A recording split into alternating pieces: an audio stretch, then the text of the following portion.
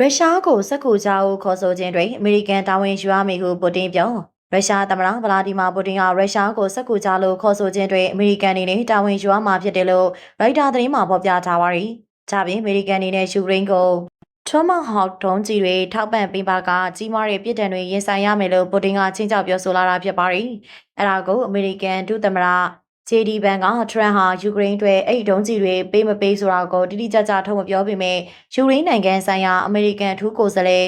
ခိခါလော့ကတော့သမ္မတဟာအမေရိကန်ဆက်လက်နက်တွေအသုံးပြုပြီးရုရှားပိုင်တဲ့အတွင်းပိုင်းထိယူကရိန်းကိုတိုက်ခိုက်ဖို့ခွင့်ပြုထားပြီးဖြစ်တယ်လို့ဆိုပါရီ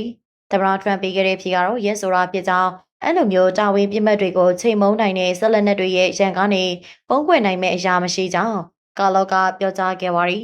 ဘန်စ်နဲ့ကာလော့ရိုစီကမှတ်ချက်စကားတွေကယူကရိန်းစစ်ပွဲနဲ့ပတ်သက်ပြီးအမေရိကန်ဆိုရရဲ့မူဝါဒပိုင်းမှာတိတ်တာတွေပြောင်းလဲမှုတွေရှိလာကြောင်းပို့ပြီးတော့ပြင်းလာစေပါရီသမ္မတထံယူကရိန်းအနေနဲ့စစ်ပွဲတွေကိုရပ်ဆိုင်းနိုင်မှုအတွက်နေမြေချို့ကိုလက်လွတ်ဆုံးရှုံးခံရလိမ့်မယ်လို့အစဉ်တစိုက်ပြောဆိုခဲ့ရကနေပြီးခဲ့တဲ့သတင်းပတ်မှာတော့ယူကရိန်းဟာစစ်ပွဲမတိုင်ခင်ကပိုင်ဆိုင်ထားတဲ့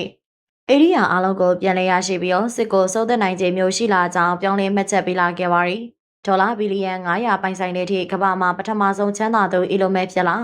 Tesla လျှက်စစ်ကားကုမ္ပဏီပိုင်ရှင်ဘီလီယံနာကြီး Elon Musk ဟာထရီလီယံတဝက်ဒေါ်လာဘီလီယံ900ကိုကမ္ဘာပေါ်မှာပထမဆုံးပိုင်ဆိုင်သူဖြစ်လာခဲ့ပါတယ်။ဘုံဦးနေကဒေါ်လာဘီလီယံ900ကျဲဝချမ်းသာသူခဏဖြစ်ခဲ့ပေအခုတော့ဒေါ်လာ499ဘီလီယံသို့ပြန်ကျသွားခဲ့ပါတယ်။ Elon Musk ကဒေါ်လာထရီလီယံ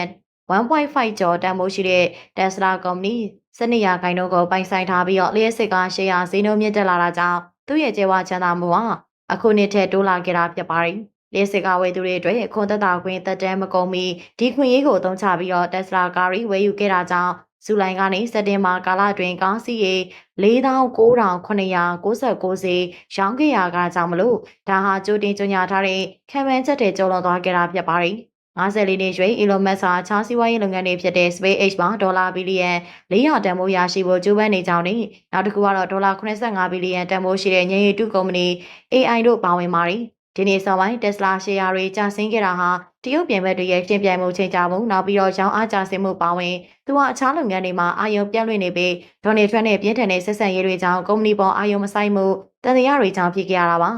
မက်စကတ်ဘက်ကိုထောက်ခံကြောင်းထုတ်ဖော်ပြောဆိုမှုတွေနဲ့သူပိုင်ဆိုင်တဲ့ social media platform X ကနေ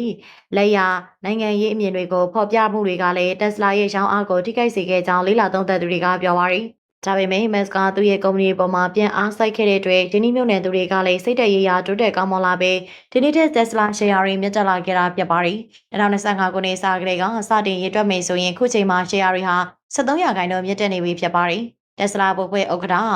Robin Dam ဟိုကမက်ဆာအိမ်ဖြူတော်မှာလာတော်ကြာနေထိုင်ခဲ့ပြီးနောက်အခုကုမ္ပဏီမှာရှေ့တန်းကနေဥဆောင်နေသူဖြစ်ပြန်လည်ရောက်ရှိလာခဲ့ပြီဖြစ်ကြောင်းပြီးခဲ့တဲ့လကပြောကြားခဲ့ပါတယ်။အဲနောက်ရန်နေငယ်ကြမှာ Elon Musk က Tesla အနာဂတ်တွေကြီးမားတဲ့ယုံကြည်စိတ်ချမှုကိုပြသတဲ့နေ့ဖြင့်ဒေါ်လာ1ဘီလီယံဘို့တန်ဖိုးရှိတဲ့ရှယ်ယာတွေကိုဝယ်ယူခဲ့ကြောင်းထုတ်ဖော်ပြောကြားခဲ့ပြီးကုမ္ပဏီကကားထုတ်ရာကနေ AI နဲ့စိတ်ရုံလုပ်ငန်းတွေပဲကိုအလင်းအမြန်ကူးပြောင်းမှုကျူးပန်းနေတာဖြစ်ပါတယ်။ပြီးခဲ့တဲ့လက Tesla ဘို့ဖွဲ့ဟာ Musk ရဲ့ဒေါ်လာ1ထရီလီယံတန်ဖိုးရှိရောကြေးအစီအစဉ်ကိုအဆိုပြုခဲ့ပြီး CEO တွေကြီးမားတဲ့ငွေကြေးနဲ့လုပ်ငန်းလည်ပတ်မှုဆိုင်ရာရှိမှန်းချက်ပန်းနိုင်တွေကိုသတ်မှတ်ခဲ့တယ်လို့ကုမ္ပဏီမှာ Musk ကရှယ်ယာပမာဏပုံမလိုချင်တဲ့တောင်းဆိုချက်တွေကိုဖြည့်ရှင်းပေးခဲ့ပါတယ်။ဒါပေမဲ့လည်းထိတ်မှရှိနေတဲ့ Musk ရဲ့ချမ်းသာဆုံးနေရာဟာပြီးတဲ့လအတွင်းမတည်ငြိမ်ခဲ့ပါဘူး။စက်တင်ဘာလမှာ Forbes ရဲ့ပြိုင်ပွဲဖြစ်တဲ့ Warren ဘီလီယံနာအညွှန်းကိန်းရာ software ကုမ္ပဏီOracle ကိုပိုတွဲတည်ထောင်သူ Larry Ellison ဟာကမ္ဘာချမ်းသာဆုံးပုဂ္ဂိုလ်ဖြစ် Musk ကိုခေတ္တကျော်တက်ခဲ့ပါတယ်။ Forbes ရဲ့မှာတော့ခုတော့ Elon Musk ဟာ Ellison တဲ့အများကြီးရှိရောက်နေပေမဲ့ Tesla ကြီးကရဲ့ပိုင်ဆိုင်မှုကိုဒေါ်လာ490ဘီလီယံဟုတွက်ချက်ထားပြီး Ellison ရဲ့ပိုင်ဆိုင်မှုမှာဒေါ်လာ349ဘီလီယံဖြစ်တယ်လို့ဆိုပါတယ်။